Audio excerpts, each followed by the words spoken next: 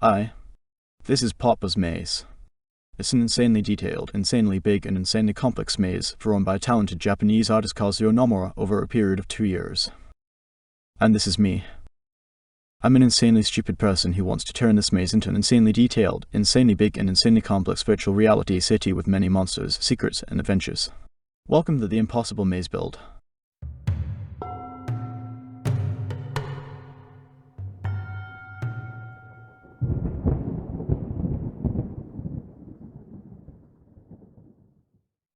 I bought the full-size poster of the maze from Spoon and Tamego a few years ago.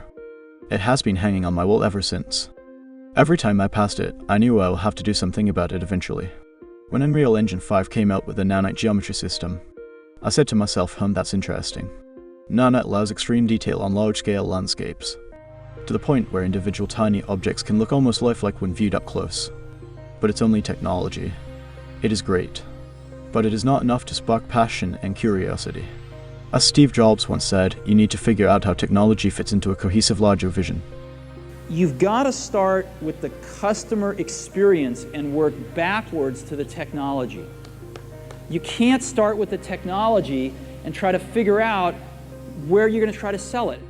So I had to figure out how Nanite as a technology fit into a cohesive larger vision that's going to interest and inspire many people.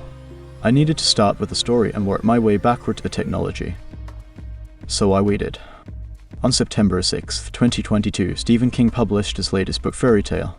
In it, a 17-year-old lad discovers a tunnel into a different world. He has to enter a cursed city to face the evil within and release inhabitants of the land from a cruel curse. That city is called Lillimer, and it became a catalyst to start the Impossible Maze project. Papa's Maze is amazing. Using only his hand and a ballpoint pen, Kazuo had been transferring the image from his brain onto canvas daily for 2 years. But creating it as a virtual reality city is even more daunting. First of all, because of its sheer size. It is granted that every path of the maze must be walkable.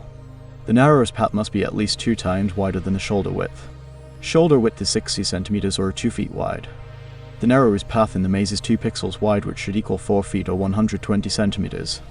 The maze is 13,882 pixels long and 9,573 pixels high, which makes its true dimensions approximately 5 miles long and 3.5 miles wide. Another challenge is that the maze itself is only a reference for the streets of the city. All the gaps in between need to be populated with buildings, bridges and archways, fountains and gutters, parks and statues, and other objects. It should be possible to enter the buildings, explore them, and find treasures and clues, or use them for hiding. The architecture shouldn't be uniform. Different parts of the city should resemble places from anime shows and films, and some places should be themed. For example, I would love to dedicate one of the bigger squares to One Piece, where a detailed model of Going Merry could be found, along with other tributes to the show's characters. Last but not least, the city must be alive, with monsters coming out at night, and friendly or hostile inhabitants who can either help you or lead you astray or even to one's death.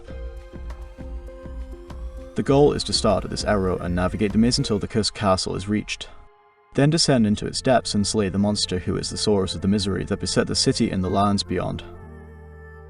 So yeah, this project is ambitious at the very least, and daunting, and perfect for me because I love to take on the almost impossible.